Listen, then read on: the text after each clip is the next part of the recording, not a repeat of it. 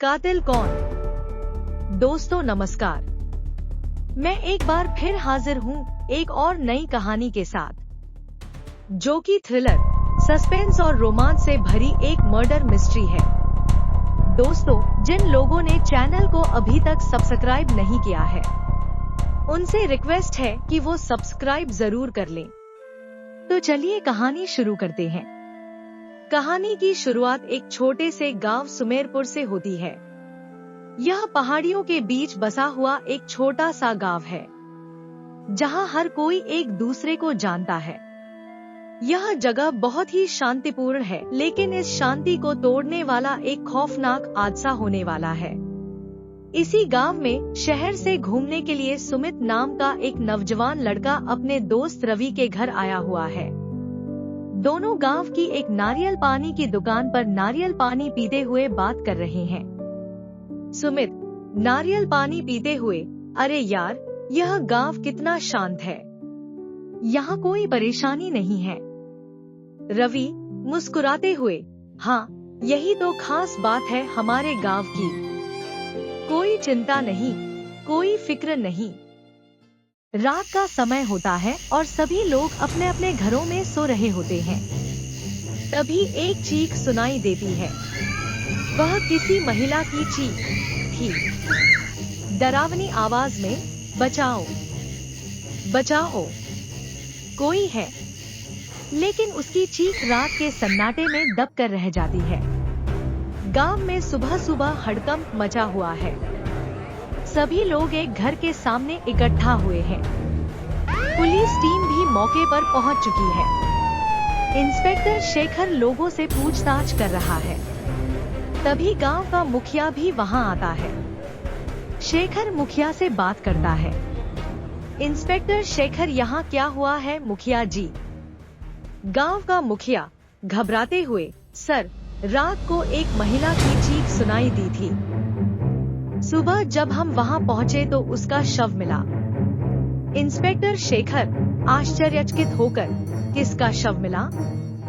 गांव का मुखिया दुखी होकर, सर, वह हमारे गांव की राधा थी।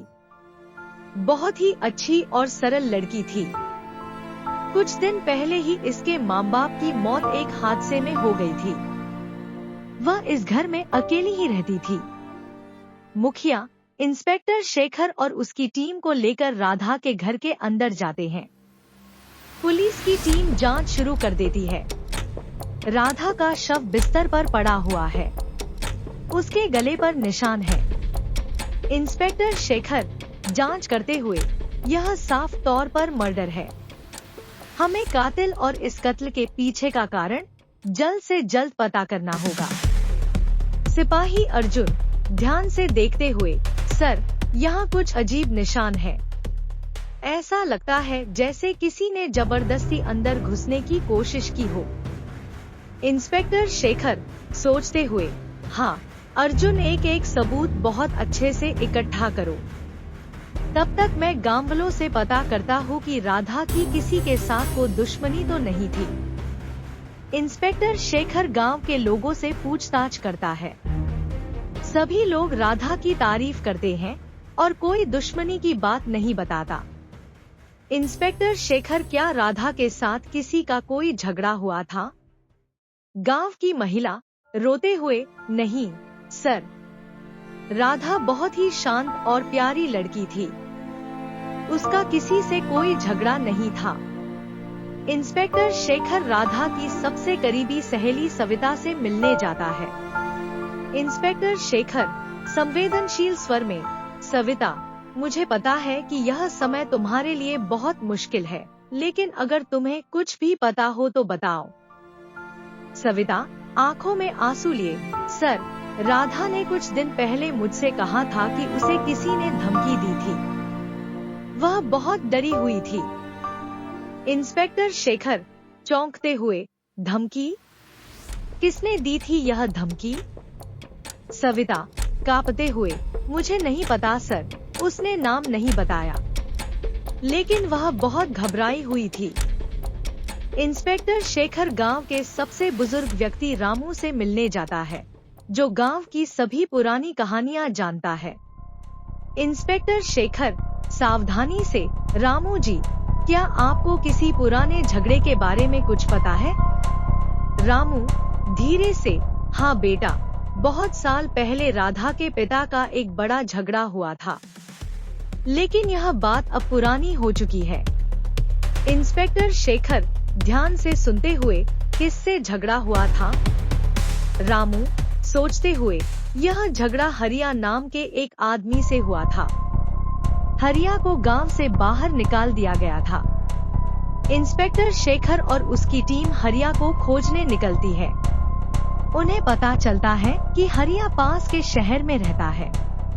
इंस्पेक्टर शेखर सख्ती से, हरिया, हमें तुमसे कुछ सवाल करने हैं। राधा की हत्या के बारे में तुम्हें कुछ पता है? हरिया डरते हुए, नहीं सर, मैंने कुछ नहीं किया, मैं तो राधा को जानता भी नहीं। इंस्पेक्टर शेखर कठोरता से, झूठ मत बोलो, हमें पता है कि तुम्हारे और राधा के पिता के बीच झगड़ा हुआ था। हरिया घबराते हुए, हाँ, वह पुरानी बात है, लेकिन मैंने उसे माफ कर दिया था। मैं अब एक नया जीवन जी रहा हूँ। इंस्पेक्टर शेखर को पता चलता है कि हरिया की बात सच है। उसी समय सविता कुछ महत्वपूर्ण जानकारी लेकर आती है। सविता घबराते हुए, सर, मुझे राधा के कमरे में एक डायरी मिली है, इसमें कुछ अजीब बातें लिखी हैं। इंस्पेक्टर शेखर ध्यान से, दिखाओ मुझे वह डायरी। डायरी में राधा ने अपनी परेशानियों और धमकियों के बारे में लिखा है। एक नाम बार बार आता है, विनोद। इंस्पेक्टर शेखर चौंकते हुए, यह विनोद कौन है? सविता धीरे से, सर, विनोद राधा का पुराना दोस्त था, लेकिन उनके बीच कुछ गलतफहमी हो गई थी। इंस्पेक्टर शेखर विनोद को हिरासत में लेता है और उससे सख्ती से पूछताछ करता है। इंस्पेक्टर शेखर कठोरता से, विनोद, राधा की हत्या के बारे में हमें सब कुछ बताओ। विनोद डरते हुए, सर, मैंने कुछ नहीं किया। हाँ, हम दोनों के बीच झगड़ा हुआ था, लेकिन मैंने उसे कभी नुकसान नहीं पहुंचाया। इंस्पेक्टर शेखर ध्यान से, सच बोलो विनोद, तुम्हें धमकी देने के बारे में राधा ने लिखा है। विनोद रोते हुए, सर, मैंने गुस्से में उसे धमकी दी थी, लेकिन मैंने उसे मारा नहीं। उस रात मैं शहर में था। इंस्पेक्टर शेखर विनोद के बारे में पता करता है तो वह सच में उस रात शहर में था। शेखर को विनोद की बातों पर यकीन होता है। उसी समय सविता फिर से आती है। उसके साथ एक और महिला थी। सविता आतुरता से, सर, मुझे एक और सुराग मिला है। ये सुमन है। उस रात इसने मुखिया के बेटे को राधा के घर से भागते हुए देखा था। सुमन, हाँ सर, उस रात जब राधा की चीख सुनकर मैं जैसे ही बाहर निकली तो देखा कि मुखिया का बेटा राधा के घर से निकलकर अपने घर की तरफ भाग रहा था। सर, मुखिया बहुत ही दबंग आदमी है, इसलिए मैं बहुत डर गई थी। इंस्पेक्टर शेखर, ठीक है सुमन, अब तुम्हें डरने की जरूरत नहीं है। मुखिया के बेटे ने जो अपराध किया है उसकी सजा उसे जरूर मिलेगी।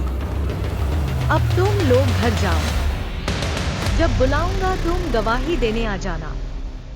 सुमन हाँ में सर हिलाती है और दोनों वहां से निकल जाती हैं।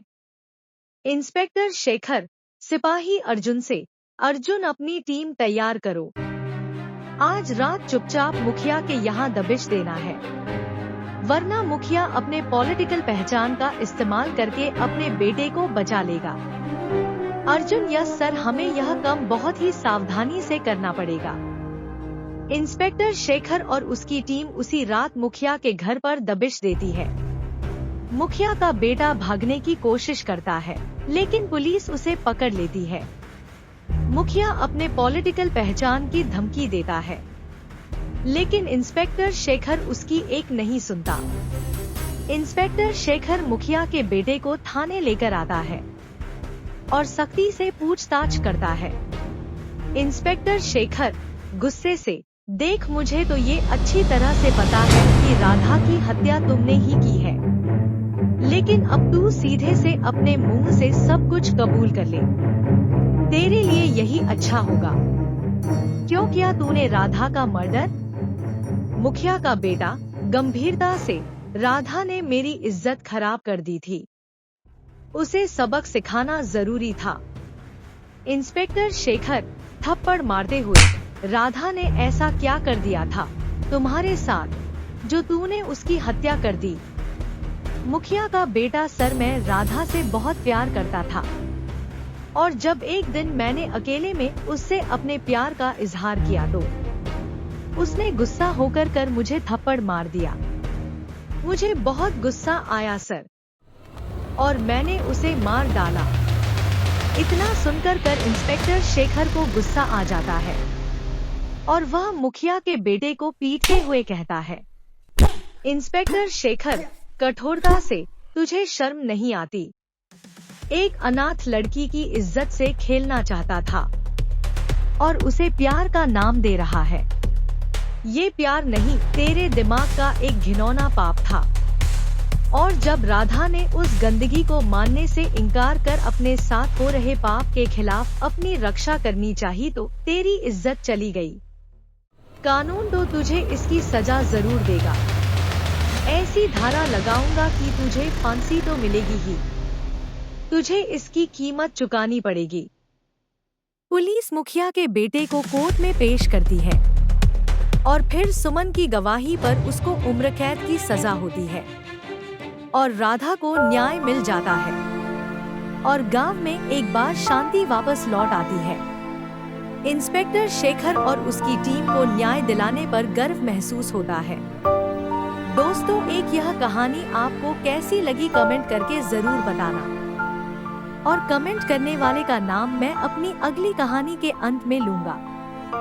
और आप लोगों से रिक्वेस्ट है कि हमारे इस चैनल को सब्सक्राइब और वीडियो को लाइक जरूर कर दें, इससे हमें हौसला मिलता है। तो दोस्तों, फिर मिलते हैं एक और नई कहानी के साथ। धन्यवाद।